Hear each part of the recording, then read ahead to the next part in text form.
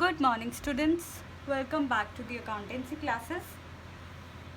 So we have already started our chapter change in profit sharing ratio among the partners, in which we have covered the various treatments related to goodwill, gaining ratio, sacrificing ratio, and the preparation of revaluation account, and we have done the revaluation of assets and reassessment of liabilities. So today our topic is related to the preparation of balance sheet. So we will be doing the last step, that is related to the preparation of balance sheet.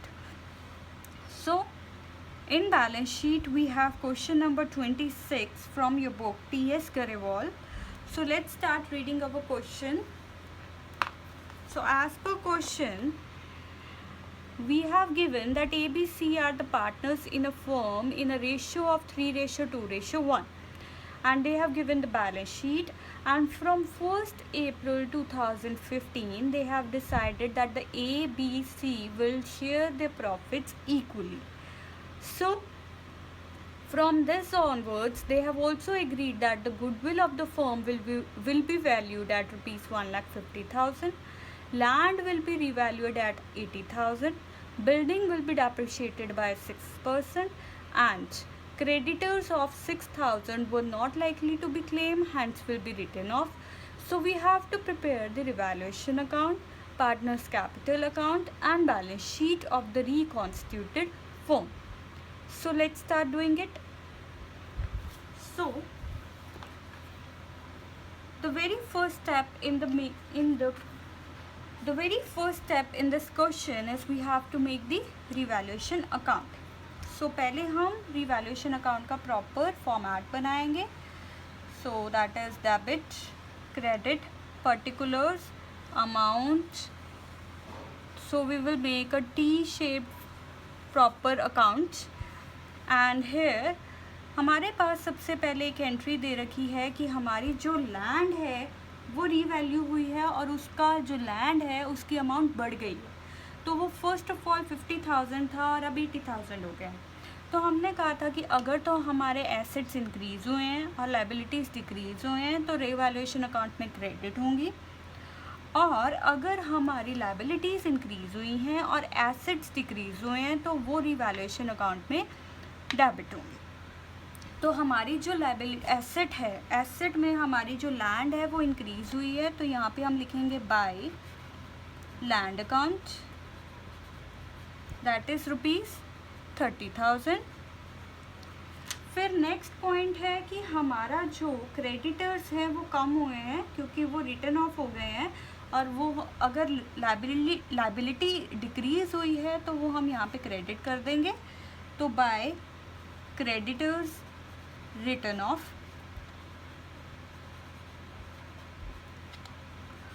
तो ये कितनी amount है हमारे पास 6,000.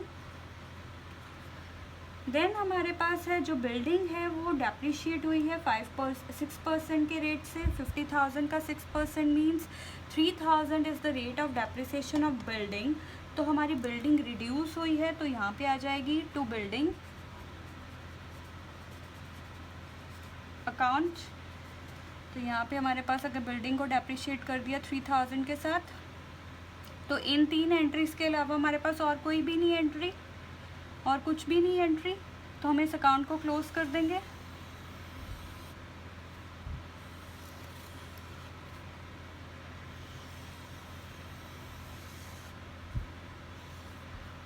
सो we have a balance of 36,000. Total इस side का भी 36,000 हो जाएगा, और 36,000 माइनस 3,000 तो हमारे पास नेट प्रॉफिट्स बच जाएंगे 33,000. तो हमारे पास 2 प्रॉफिट्स ट्रांसफर टू, तो ये प्रॉफिट्स जो है हम पार्टनर्स में ट्रांसफ़र कर देंगे in the ratio of old ratio between the partners A, B and C. A, B, C को हम ओल्ड रेशियो में डिस्ट्रीब्यूट कर देंगे. तो हमारे पास ओल्ड रेशियो क्या है 3:2:1. तो 33,000 को हम 3:2:1 में डिस्ट्रीब्यूट करेंगे तो हमारे पास ये amount I 33,000 into 3 divide by 6. तो ये हुए ए को जाएंगे 16500, 33,000 इंटू 2 डिवाइड बाई 6, तो हमारे पास बी की अमाउंट है 11,000, देन 33,000 इंटू 1 डिवाइड बाई 6, तो ये यहाँ पे सी को मिलेगा 5500 शेयर। ठीक है जी, तो हमारे पास यहाँ पे तीनों का शेयर आ गया। नेक्स्ट स्टेप हमारे पास है कि हमें बनाना है, नेक्स्ट स्टेप है हमारे पास पार्टनर्स का कैपिटल अकाउंट। तो हम पार्टनर्स कैपिटल अकाउंट बनाएंगे। पार्टनर्स कैपिटल अकाउंट, 3 पार्टनर्स हैं, राइट। तो हमारे पास 3 कॉलम्स बन जाएंगे यहाँ पे, ए बी सी, और इधर भी हमारे पास 3 कॉलम्स बन जाएंगे ए बी एंड सी का। A B C and credit particulars,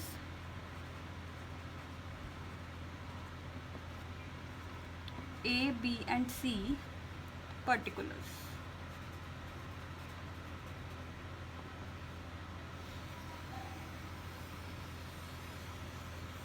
opening balance दे रखा है हमें by balance B D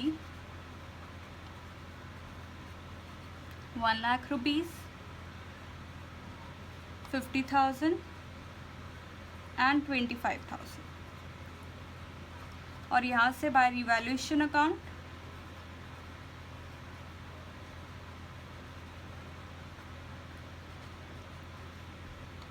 $16,500, 11,000 and 55,000। फिर हमारे पास जर्नल रिज़र्व है, तो हम जर्नल रिज़र्व को डिस्ट्रीब्यूट कर देंगे bye journal reserves account.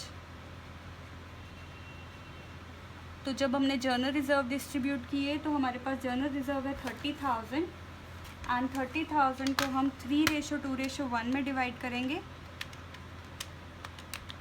15,000,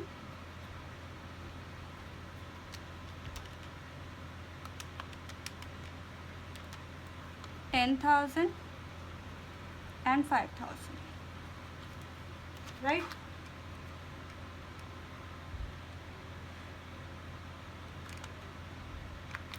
Then next step हमारे पास है, हम गुडविल का ट्रीटमेंट करेंगे। तो हमारे पास इसके बाद गुडविल की एडजस्टमेंट रह जाएगी, राइट। तो एक तो हमारे पास पार्टनर्स के शेयर डिस्ट्रीब्यूट हो गए, रिवैल्यूएशन का शेयर डिस्ट्रीब्यूट हो गया, जर्नल रिजर्व्स डिस्ट्रीब्यूट हो गए। देन नेक्स्ट पॉइंट हमारे पास क्या है, रिलेटेड टू गुडविल। तो हमारे पास गुडविल दे रखी है, दैट इज़ वैल्यूड एट 1,50,000। तो हम यहाँ पे एक वर्किंग नोट बनाएंगे, वर्किंग नोट। तो वर्किंग नोट नीचे भी बना सकते हैं हम, क्योंकि ये स्पेस हम बैलेंस शीट के लिए रखेंगे। Working note, old ratio is equal to 3:2:1 and new ratio हमारे पास है 1:1:1। तो हमें सैक्रिफाइसिंग रेशियो कैलकुलेट करनी है by using formula, that is old ratio minus new ratio. तो हमारे पास ए है, ए का ओल्ड शेयर है हमारे पास 3/6 माइनस 1/3। फिर बी का निकालेंगे 2/6 माइनस 1/3। देन सी का निकलेगा 1/6 माइनस 1/3। तो अगर इनको कैलकुलेट करें, 1/6 सेक्रीफाइस,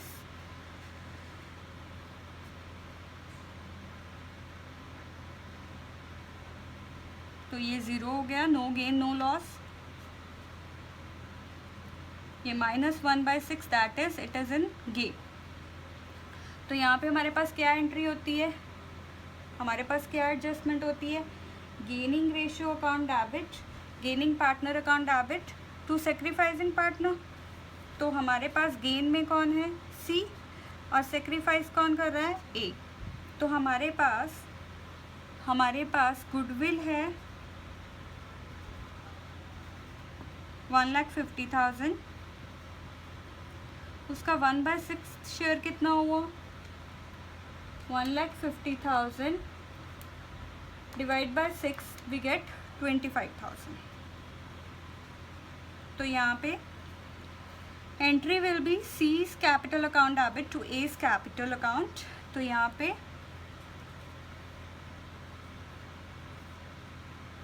तो सीज का कैपिटल अकाउंट जो है वो डेबिट हुआ है, तो यहाँ पे आ जाएगा 25,000, और यहाँ पे आ जाएगा एज का कैपिटल अकाउंट 25,000, क्योंकि एज के कैपिटल ए जो सेक्रीफाइस कर रहा है उसे मिल रहा है, तो इसे मिला है बाय सीज कैपिटल अकाउंट। और ये कहाँ से गया है? A's capital account.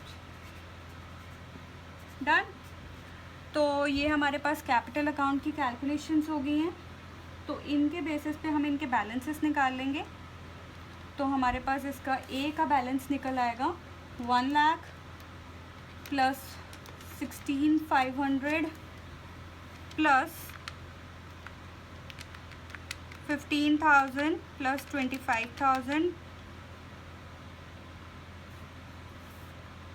तो हमारे पास ए का बैलेंस आया है to balance C D, that is 15,6,500। ऐसे ही हम बी का बैलेंस भी निकाल लेंगे, 50,000 प्लस 11,000 प्लस 10,000। तो बी का बैलेंस आया है 71,000। फिर हमारे पास सी का बैलेंस निकालेंगे 25,000 प्लस 5,500 सॉरी प्लस 5,000 माइनस 25,000। तो हमारे पास सी का बैलेंस आया है 10500। तो यहाँ से हमारे जो कैपिटल अकाउंट है वो टैली हो जाएंगे। तो हम इनको क्लोज करेंगे एक बार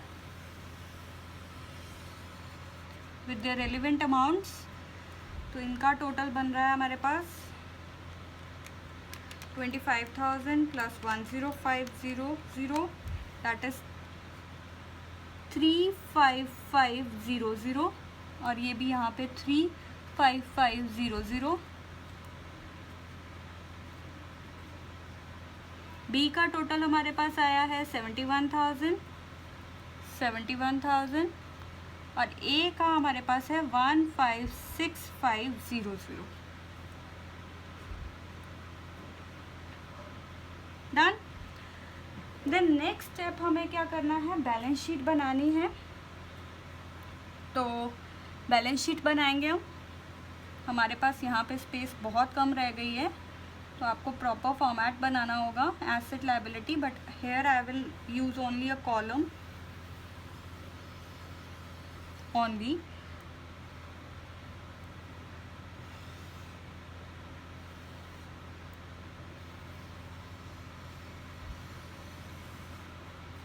सो हमारे पास बैलेंस शीट में लैंड है, राइट? लैंड है। लैंड की अमाउंट कैसे आएगी? 50,000 प्लस 30,000। तो लैंड हमारी एप्रिशिएट हो गई थी, तो यहाँ पे हमारे अमाउंट आ गई 80,000। बिल्डिंग है। बिल्डिंग हमारे पास 60,000, 50,000 माइनस 3,000 जो डेप्रिसिएशन लगी थी, तो बिल्डिंग की अमाउंट हमारे पास आ गई 47,000। प्लांट वैसे का वैसे ही है, तो plant is of 1 lakh rupees. Stock है।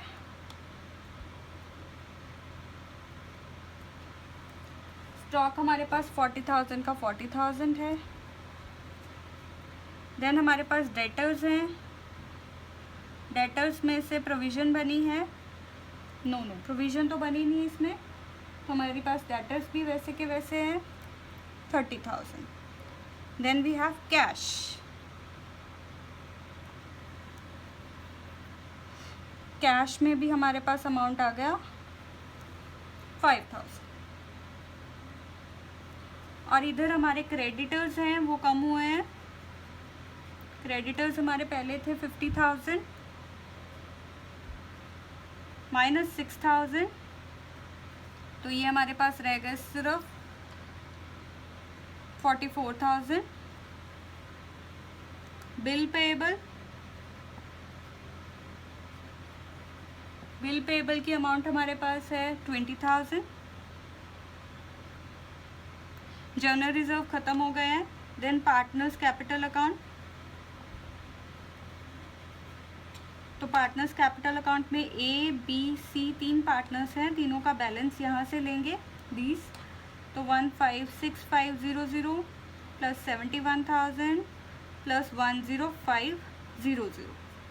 तो जब इन तीनों को टोटल करेंगे तो हमारे पास अमाउंट आएगी 156500 प्लस 71,000 प्लस 10500. तो ये हमारे पास हुआ 2,38,000.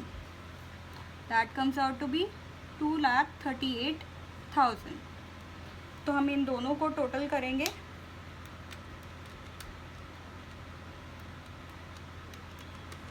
तो हमारी लायबिलिटीज़ का टोटल आ रहा है हमारे पास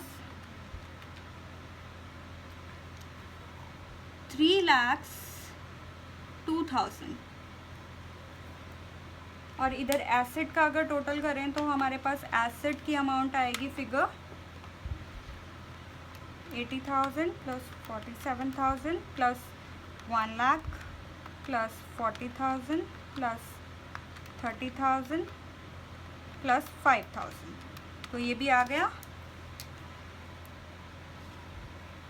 3,02,000. तो इससे हमें पता लगा कि दैट इज़ हमारे जो हमारी एसेट वाली साइड जो है वो हमारी कैपिटल और लायबिलिटीज़ के इक्वल है. So we are done with this question. So this is your question number 26 of your book. तो ऐसे हमें बनाने हैं अपनी प्रॉपर बैलेंस शीट. डन. तो इसके बाद हम एक और क्वेश्चन देखेंगे, that is question number 27 of your book. Question number 27 of your book.